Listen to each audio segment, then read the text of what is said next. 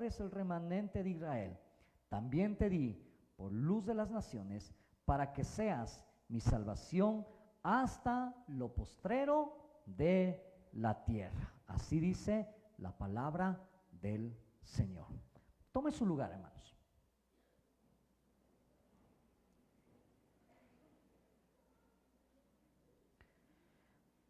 Este pasaje del profeta Isaías está haciendo mención o está citando a Jesús. Recuerde usted que todo el libro de Isaías habla mucho acerca de Jesús como el Mesías, como el prometido, como el Redentor. Pero cuando pienso en todo lo que el Señor quiere hacer en nuestras vidas, Jesús cuando se está profetizando de Él prometió restaurar, Él prometió sanar, Él prometió salvar, liberar, pero también hace hincapié este pasaje de la Escritura, no solo hablando de Jesús como el Redentor y el Salvador. Habla este pasaje de la Escritura haciendo mención de la iglesia, haciendo mención de dónde se encuentra en este momento la condición de los que hemos sido llamados y escogidos de parte del Señor. Y aquí la Escritura habla de que nosotros tenemos que ser esa generación que nos debemos levantar para proveer de salvación a toda criatura. No solamente está hablando el pasaje de la Biblia en Isaías acerca de que debemos proveer de salvación, sino que también tenemos que darles a todas aquellas personas que conocen a Cristo, que llegan por primera vez al Evangelio. Dice ya la palabra que ha puesto una responsabilidad enorme sobre nuestras vidas, de darles confianza, de darles abrigo, de darles protección, de darles seguridad, de crear una atmósfera de amor, de aceptación y de cuidado a las personas. Sin embargo, cuando pienso en todo lo que la Biblia nos está enseñando, veo muy marcado que hay una consecuencia que está sobre nuestras vidas como iglesia, porque más de 750 personas han hecho una decisión de fe de aceptar a Jesús en su corazón en este lugar. La pregunta es, ¿qué estamos haciendo nosotros como iglesia para cuidar de esa gente? ¿Qué estamos haciendo para cuidar desde el niño, desde el joven o la jovencita, de el hombre, la mujer, los matrimonios, de las familias que están llegando a este lugar, del anciano o la anciana, del hombre adulto? Dios está enviándonos ese tipo de personas y nosotros no podemos tener una excusa como la que tuvo el profeta cuando está diciendo: yo he trabajado, yo me he desgastado, parece que ha sido en vano mi trabajo, está diciendo acá. Pero la Biblia le está diciendo a este hombre, el Señor le está dando una respuesta al profeta diciendo: poco es para mí. ¿A qué se refiere? Alcanzó el versículo 4, dice claramente: porque yo dije, por demás he trabajado en vano y sin provecho he consumido mis fuerzas, pero mi causa está delante de Jehová y mi recompensa con mi Dios. El que me formó desde el vientre para ser su siervo, para hacer volver a Jacob y para hacer volver, claramente, para levantar a las tribus de Jacob y de Israel. Dice este hombre, el profeta está contento diciendo: he trabajado por Jacob, he trabajado por Israel, he hecho lo que Dios me ha ordenado hacer. Y el Señor le dice: hey, poco es para mí que tú hayas levantado a Jacob, que tú hayas levantado a las tribus de Israel, sigue siendo poco. Iglesia, escúcheme bien esta parte. Sigue siendo poco, hombre y mujer que estás en este lugar, que tú hayas alcanzado la salvación en beneficio de un familiar, de un compañero, de un amigo, de un vecino, y que tú te sientas contento sabiendo que esa gente ya está en el Señor, porque Dios en la palabra nos está diciendo que sigue siendo poco. Diga conmigo: sigue siendo poco. Una vez más, sigue siendo poco. ¿Cuántos de nosotros nos hemos sentido bien animados, bien contentos, bien felices cuando Dios de una u otra manera usa nuestras vidas para compartir el mensaje de salvación y de vida eterna? ¿Cuánta gente ha sido evangelizada? ¿Cuánta gente ha sido alcanzada? No hay problema por los que tengas que evangelizar o los por que tengas que alcanzar. No es lo más importante solamente evangelizar ni alcanzarlos. Lo más importante, y este es el mensaje del día de hoy, es cómo trabajo para retener a aquellos que hemos ganado. ¿Cómo los retenemos? ¿Cómo los cuidamos? ¿Cómo los sustentamos? ¿De qué manera hacemos que esa gente que ha llegado a los pies de Cristo, como dice la Escritura, nosotros podamos llegar a ser luz a las naciones? ¿Cómo cuidar acerca de esas personas que ya han llegado al Señor? Y aquí me quiero meter al libro de Hechos, al capítulo 16. Acompáñenme rápidamente. Hechos capítulo 16. Vamos a ver varios pasajes en esta mañana.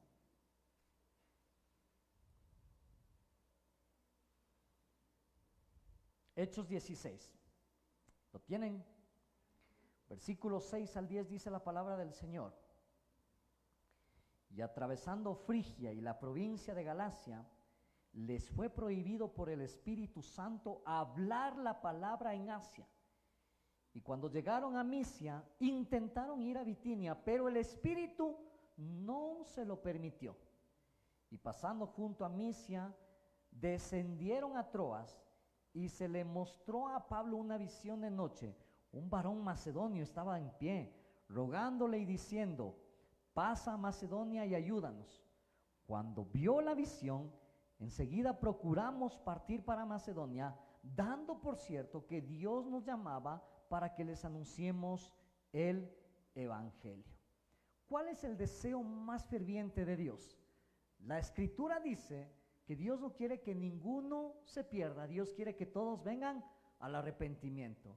Y uno dice, Pablo, el apóstol, el hombre más grande bíblicamente hablando en el Nuevo Testamento que yo puedo notar y que yo puedo ver, el anhelo de Pablo era predicar de Dios, era hablar de Dios a cualquier lugar donde él iba, a cualquier lugar donde él entraba, él compartía el mensaje. Y nosotros podríamos pensar, ¿qué sucedió con el Espíritu Santo cuando le dijo que no vaya a Asia y predique el Evangelio? Uno podría pensar y poderse decir, extraño, ¿por qué el Espíritu Santo prohibió a Pablo? ¿Por qué le detuvo a Pablo para que no hiciera el trabajo de manera que ya el Señor había puesto esa carga en el corazón de Pablo? Piense por un momento y métase conmigo en esta historia tan especial y tan importante.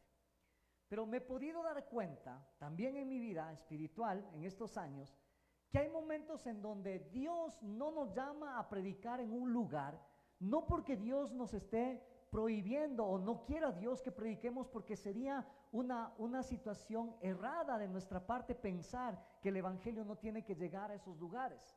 Lo que sí tenemos que entender es que cada lugar tiene un tiempo especial y ese tiempo tiene que ser el tiempo de Dios.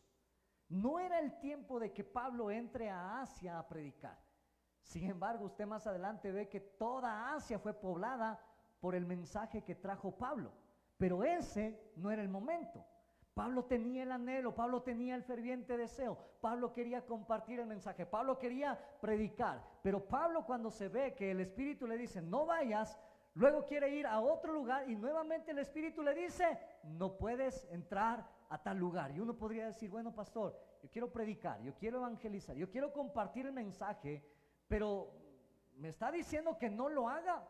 No le estoy diciendo que no lo haga. Lo que sí le puedo decir en esta mañana es que usted tiene que tener una relación tan íntima y tan especial de poder escuchar la voz del Espíritu Santo diciéndole y ordenándole en el lugar donde usted debe estar.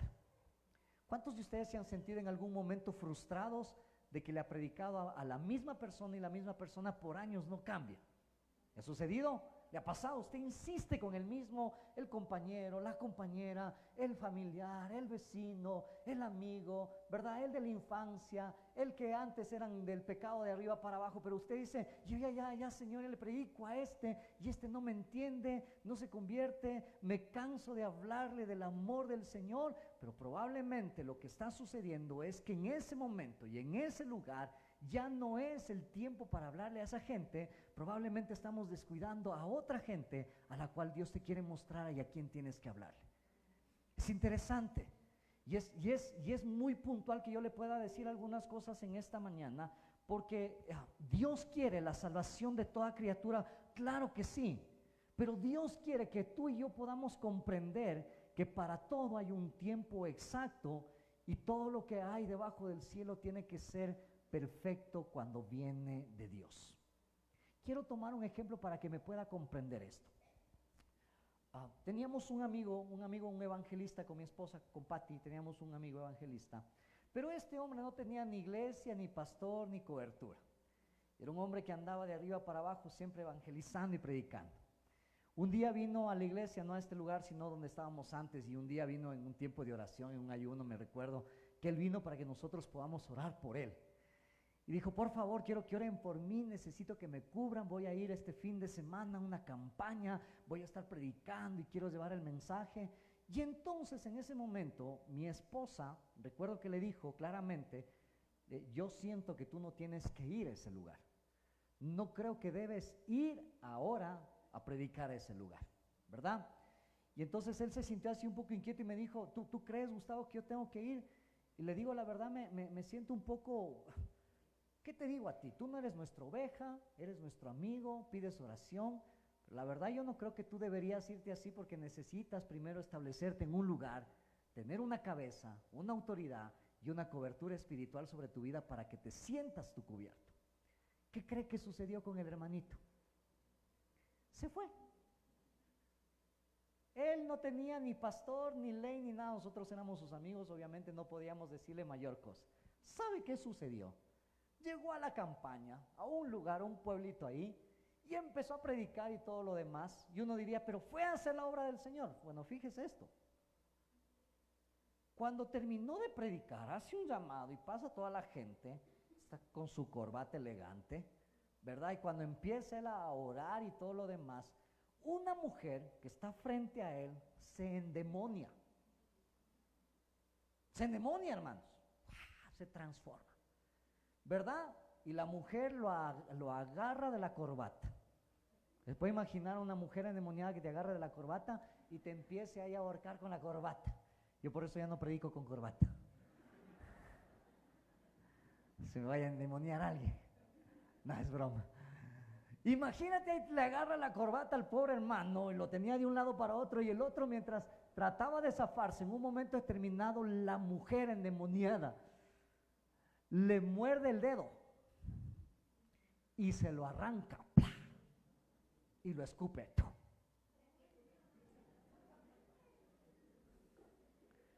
No, en serio, no, escuche, usted piensa que esto es así, no, pasó de verdad, el hombre mientras estaba asfixiando, ahí terminó la campaña evangelística, ahí terminaron los milagros, ahí terminó todo, porque el hombre luego estaba ahí buscando el pedazo de dedo, ¿dónde está el pedazo? Porque se endemonió la mujer, cogió el dedo, se lo pegó y rápidamente tuvo que correr ahí a un centro de salud de aquel lugar. No había ni hospitales, ni clínicas, era un pueblo a que se lo peguen el dedo. Y vino a la semana así con un yeso, no en el dedo.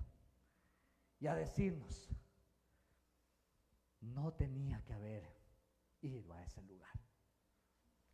Y qué ganas que le da a uno cuando no le obedecen a uno, no, viste, desobediente, yo te dije. Pues no era mi oveja, un amigo, nos contó la experiencia, él tuvo su propia lección obviamente, de que no siempre, por más que tú quieras predicar el evangelio, por más buenas obras que uno tenga que hacer, no siempre uno tiene que ir hasta tanto uno reciba la orden y confirmación del Espíritu Santo de Dios. No significaba esto que Pablo iba a dejar de predicar en Asia o en Misia. No significaba que Cristo no quería que el mensaje llegue a ese lugar. Lo que estaba enseñándole el Espíritu Santo de Dios a un hombre como Pablo, al cual ya había sido profetizado de todo lo que él iba a hacer, es que le estaba enseñando dependencia y obediencia. Tú y yo tenemos que aprender dos aspectos sumamente importantes de parte del Espíritu Santo para ser usados por Él. Tenemos que depender total y absolutamente de Él, pero lo segundo, más importante para mí, es que tú y yo podamos obedecer sus órdenes.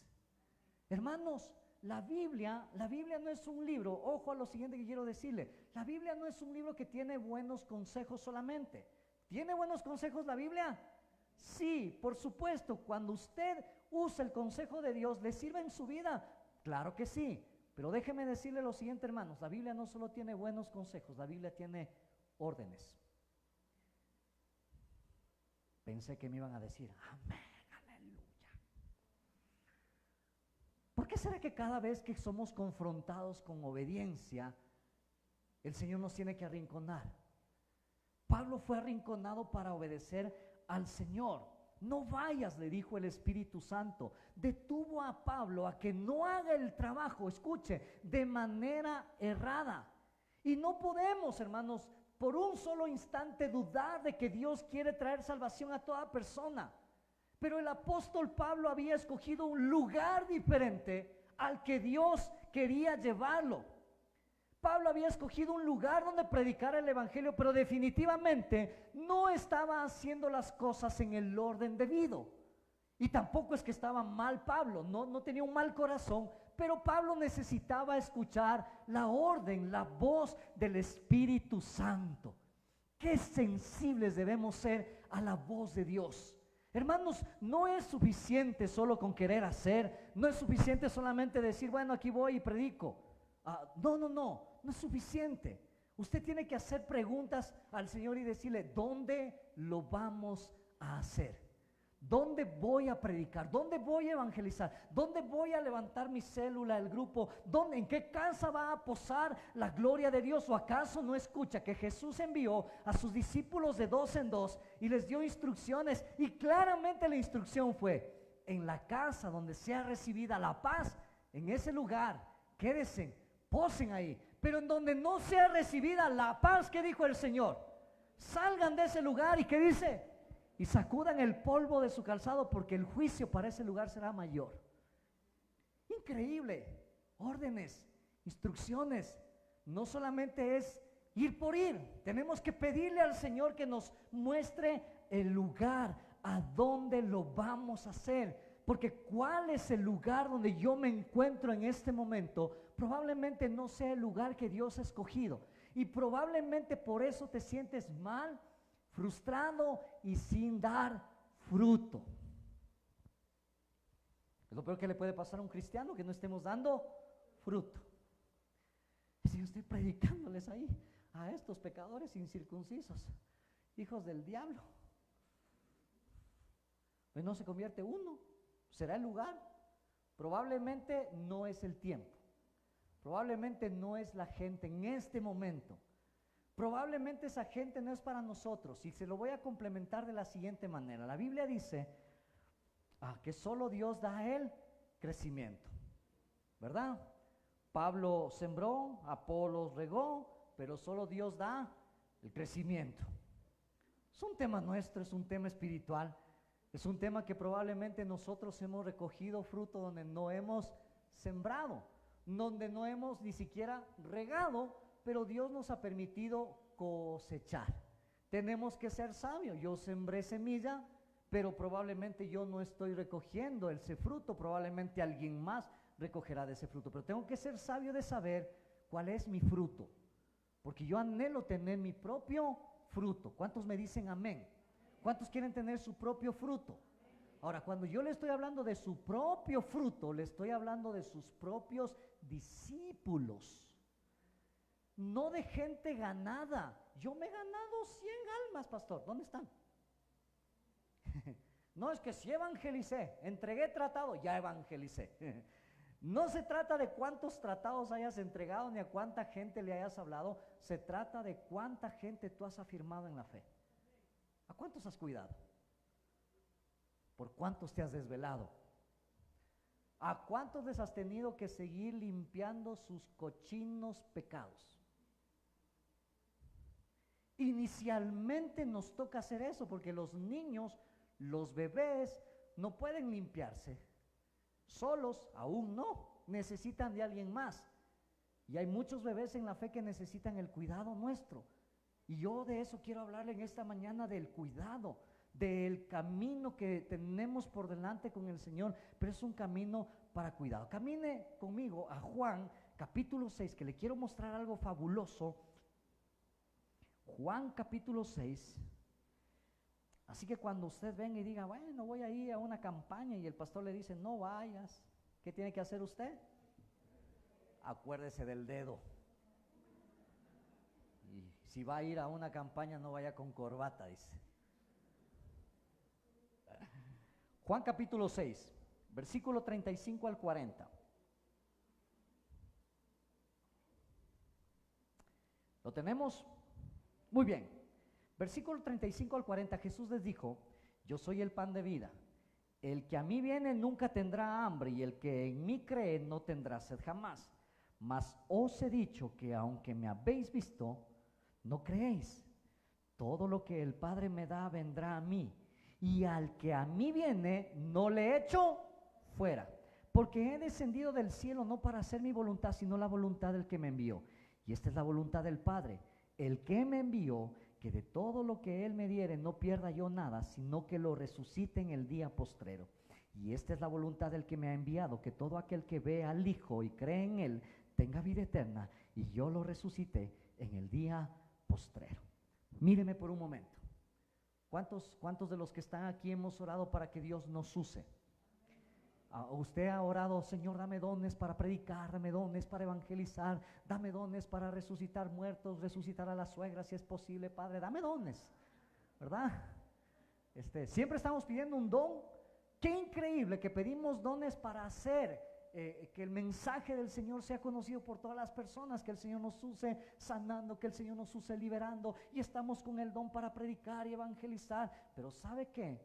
No le hemos pedido al Señor el don más grande que el Señor nos ha dado. Es el don de la restitución.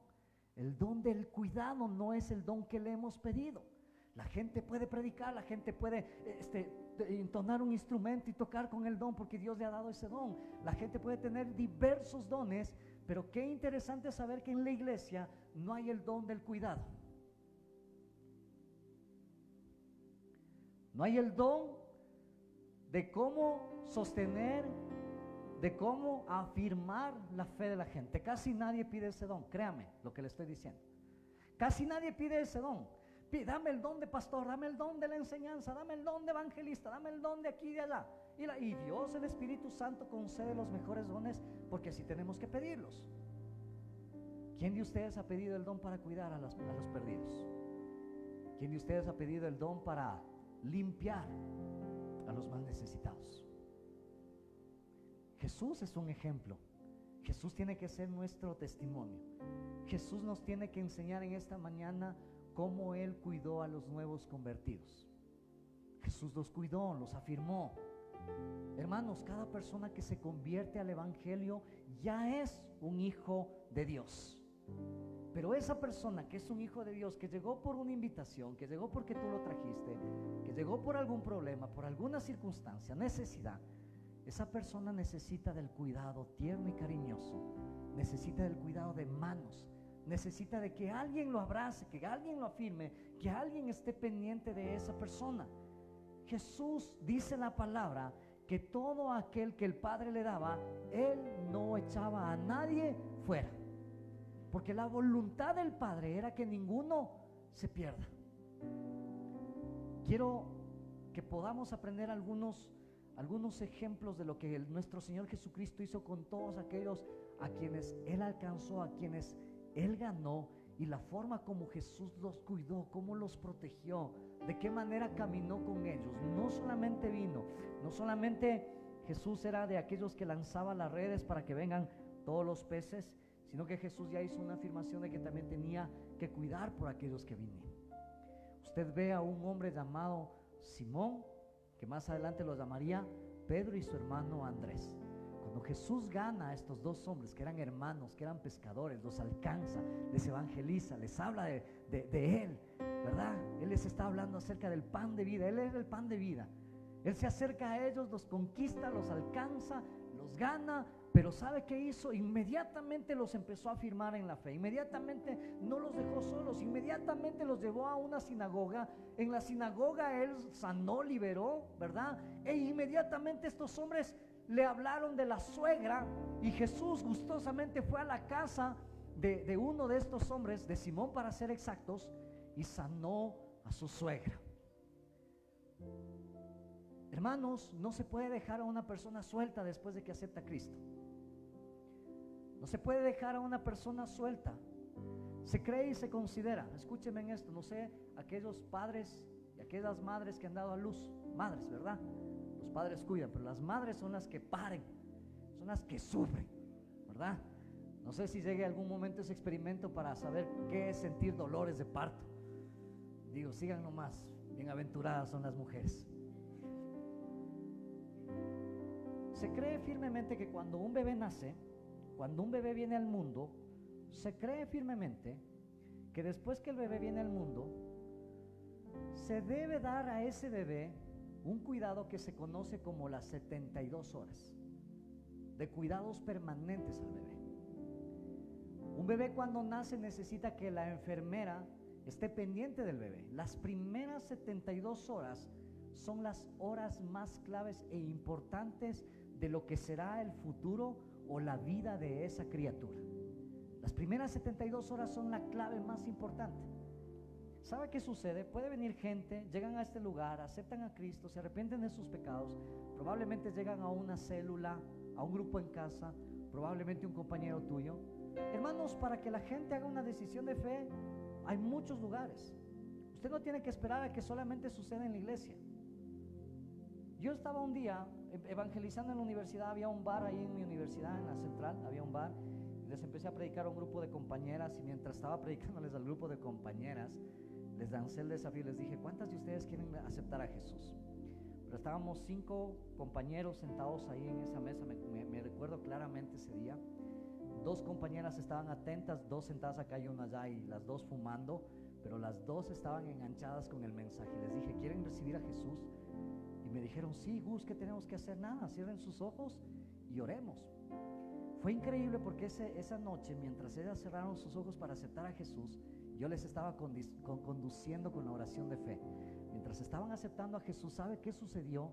El dueño del bar llegó y me golpeó la mesa. Nos golpeó así tan fuerte, nos golpeó y nos sacó de donde estábamos conectados en el Espíritu. Y me dijo así, mirándome con una cara de demonio mal pagado, me dijo, aquí no se puede hacer esto. Y le dije, ok, me voy, pero me voy con las 2 almas. Y me salí del bar. Me fui llevando a mis 2 compañeras que ya para ese momento estaban llorando, y dije, no puedo perder la conexión que ellas están teniendo en este momento con el Señor. Las saqué afuera, y hermanos, no hay lugar. Pudo haber sido ese bar, y pudo haber sido afuera, pudo haber sido en el parque, pudo haber sido en el lugar donde tú te encuentres. Cuando se trata de que la vida eterna y la salvación le llegue a una persona, tú no estás viendo si es de iglesia, una casa, una célula. Jesús predicó a los pescadores y estaba con ellos ahí en su lugar de trabajo, y la vida eterna llegó en ese lugar. Lo increíble de esto es que esa gente a la que yo pude haber predicado, evangelizado, decía, Dios mío, ¿cómo me usas? Me da tristeza decirlo, que yo no tenía una herramienta de poder saber cómo afirmarlos en la fe, cómo conducirlos, porque lo único que sabía en ese tiempo era decirles, ven a la iglesia o congrégate en algún lugar, y no tenía otra herramienta. Pero hoy, al pasar los años y entendiendo todo lo que Dios nos ha entregado, hermanos, nosotros no tenemos que ver el trabajo de la evangelización como algo, wow, muy grande. Tiene que ser parte de nuestro estilo de vida, abrir nuestra boca a hablar del Señor, porque cuando Dios habla, Satanás tiene que cerrar la boca, y Dios te va a respaldar. Pero lo más importante es cómo lo afirmo, cómo lo sostengo. Tienes que tener las siguientes 72 horas de un cuidado permanente, de llamarle, de orar por él, de seguir con él, con ella, hasta que la fe se siga estableciendo en su corazón. Jesús fue a la casa, sanó a la suegra, y más adelante vemos otras historias, como cuando se encuentra con un hombre a que el Señor le dice, Felipe, ¿verdad? Felipe, que también era uno más, a cual el Señor se le manifiesta, se le presenta, le habla toda la profecía y le dice, delante de ti está aquel de cual estás profetizado, yo soy el que del cual han profetizado. Felipe va corriendo, y ya Felipe no se convierte solamente en alguien que quiere él tener a Jesús, sino que Felipe, al escuchar que él es el Mesías, corre a un hombre que era su amigo y que le dice, Natanael, he encontrado al Mesías, ven, y lo trajo.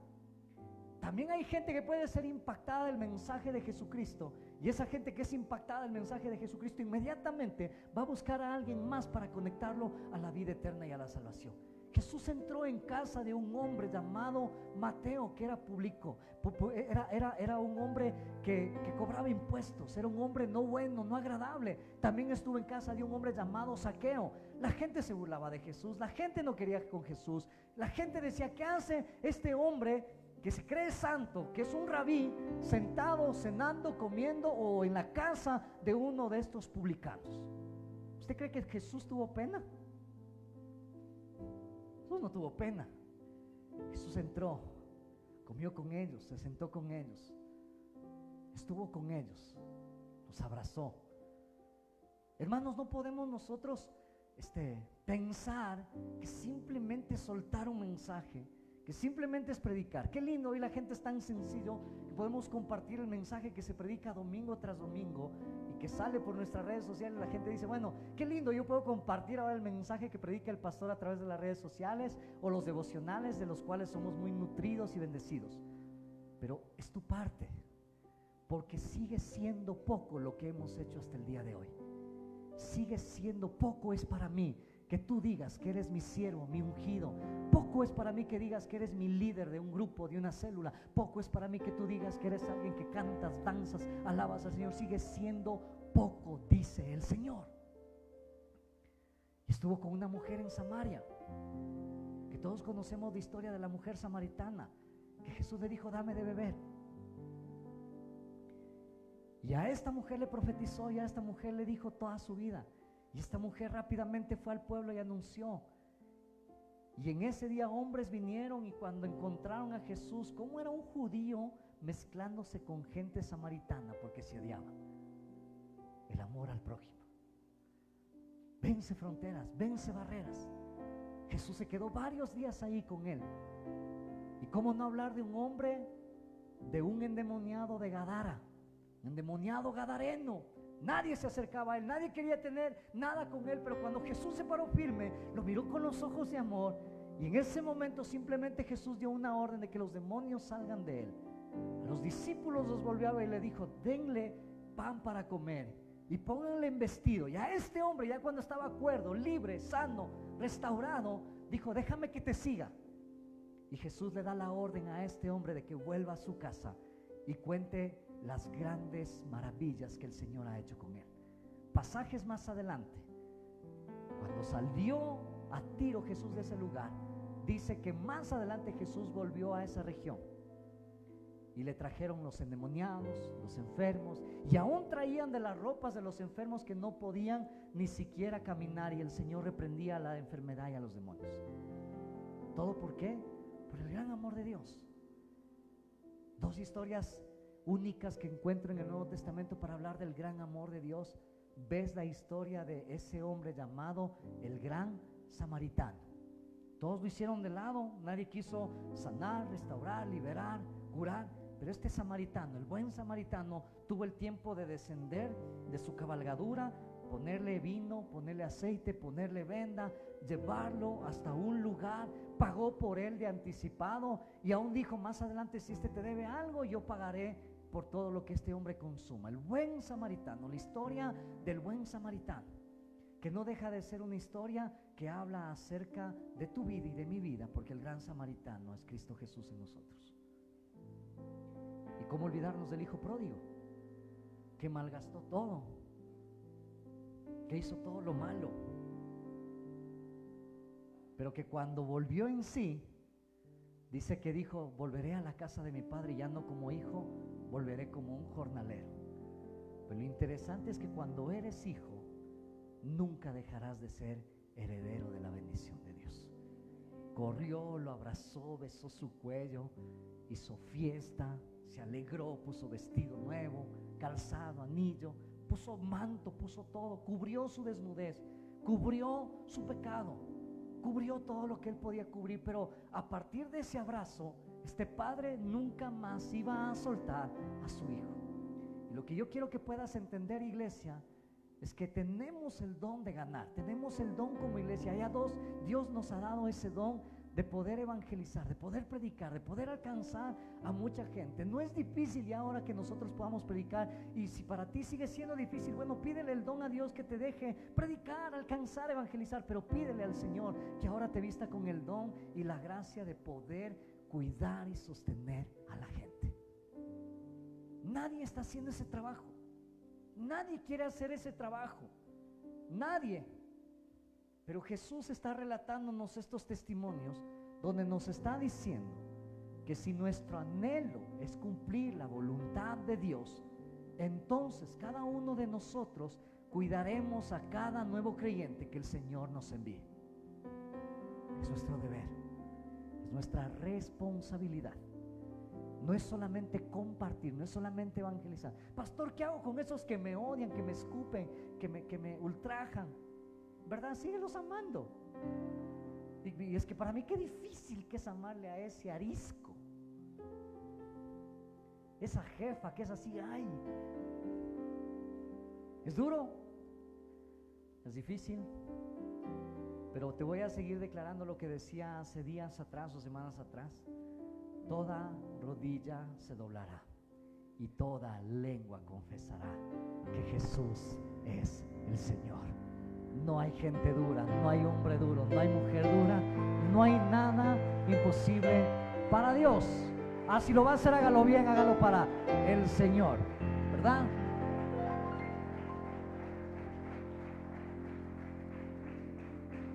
Y Juan capítulo 15, que quiero terminar acá, Juan capítulo 15, versículo del 1 al 4, así rápidamente.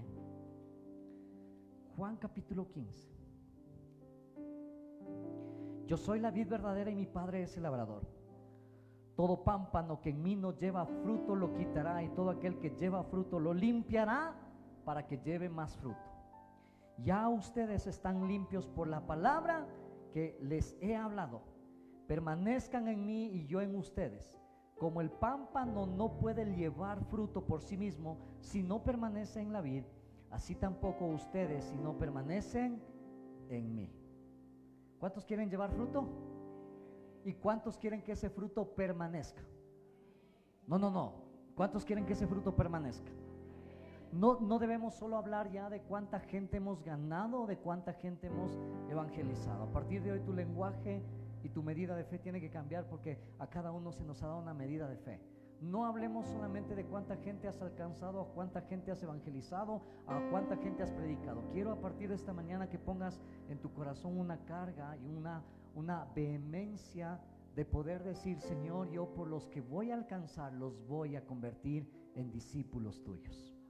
Van a ser mis discípulos. Los discípulos tienen nombres. Y ya no son solamente Pedro, Juan, Andrés, Jacobo. Se llamarán, qué sé yo, Andrea. Se llamarán, qué sé yo, Irene, qué sé yo. Cualquier otro nombre, cualquier persona que tú tengas a la par tuya. Si tú sabes que ese es el lugar en donde Dios te ha colocado, para la gente a la cual Dios te ha colocado, probablemente sea aquel hombre macedonio que se te presente en una visión y te esté diciendo así en sueños: ven, pasa a este lugar y ayúdanos, como cuando se le presentó esa visión a Pablo. Y Pablo, inmediatamente después de ver la visión, respondió asertivamente a caminar hacia el cumplimiento de esa visión. ¿A cuánta gente estás viendo? ¿Cuánta gente se te está mostrando en visión?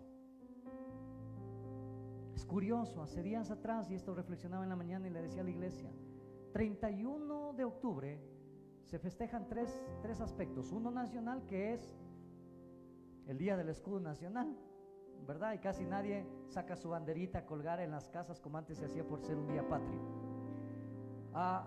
Se celebra una fiesta pagana mundial que no es nuestra fiesta, pero es una fiesta mundial pagana, y que ahora exigen hasta en las escuelas que nuestros niños se disfracen de monstruos, de fantasmas, de gusanos. Halloween. Y todo el mundo está esperando que llegue ese día. Y la tercera fiesta, que es una fiesta espiritual, o una fiesta que nos da a nosotros identidad evangélica, es que ese día se celebra el día de la Reforma, donde un hombre levantó 95 tesis, y sobre esas 95 tesis este hombre estableció algo nuevo y diferente. Por ese día deberían declarar un día de festejo nacional.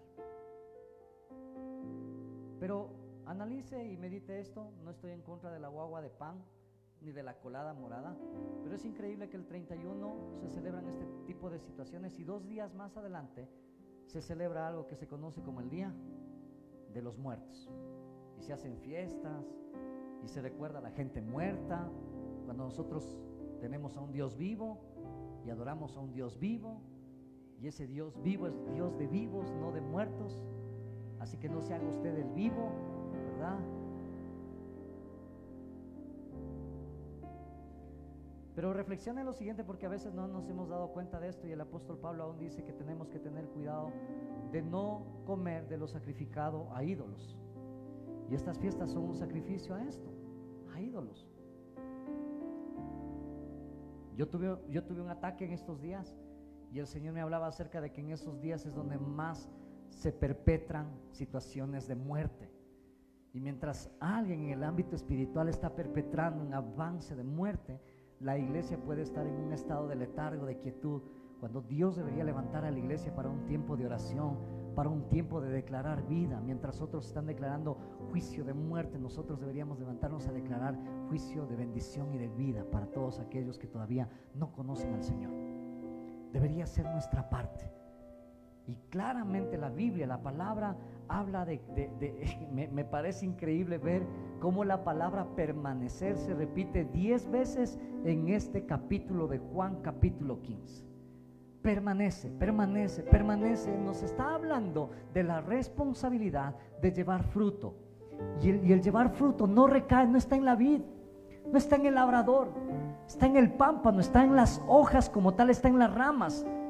Es por ello que el Señor requiere que esa rama, ese pámpano pueda ser limpiado, pueda ser podado. Puede ser una rama frágil, una rama endeble, una rama débil, pero si tú cortas y si tú limpias, ten por seguro que esa rama se va a endurecer y va a empezar a alargar los pámpanos, las hojas, hasta poder llevar fruto. Y hay bendición para todos aquellos que obedecemos al Señor, pero también hay consecuencia y juicio para aquellos que no obedecen al Señor. Dice la Biblia que les espera un juicio horrendo, un futuro horrendo. La Biblia dice que no darán fruto, que no podrán hacer nada, que serán cortados, echados, secados, quemados y arderán.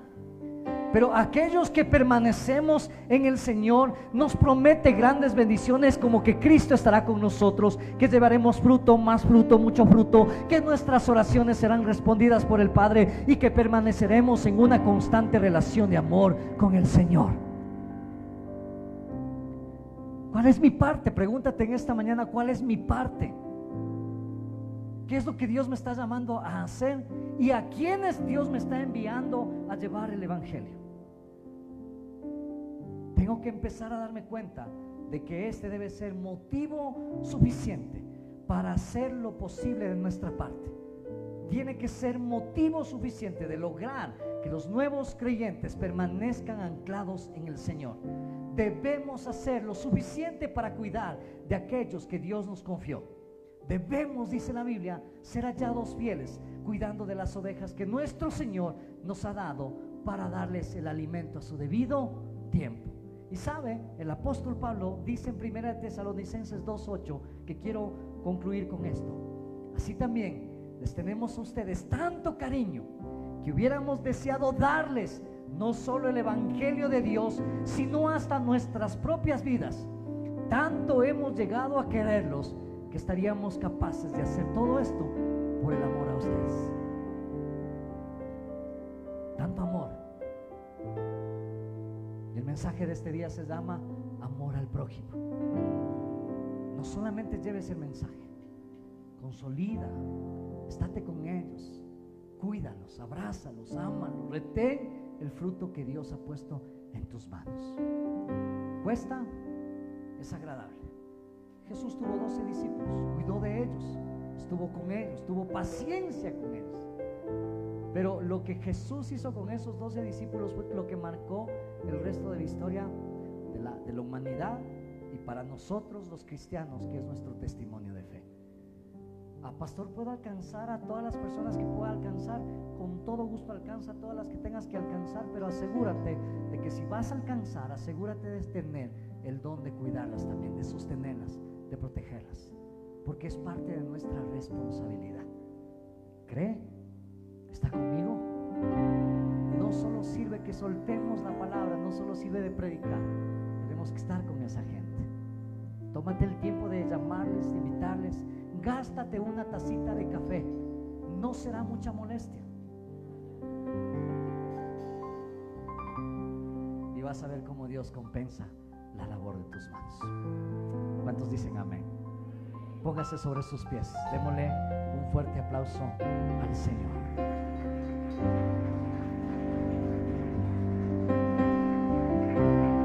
Oh.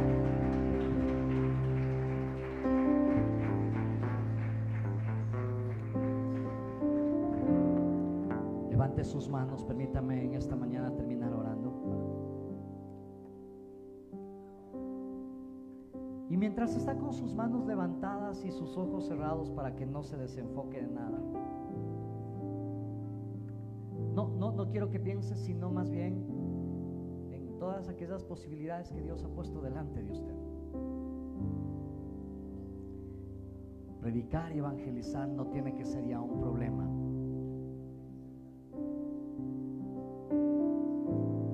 No tiene que ser una carga.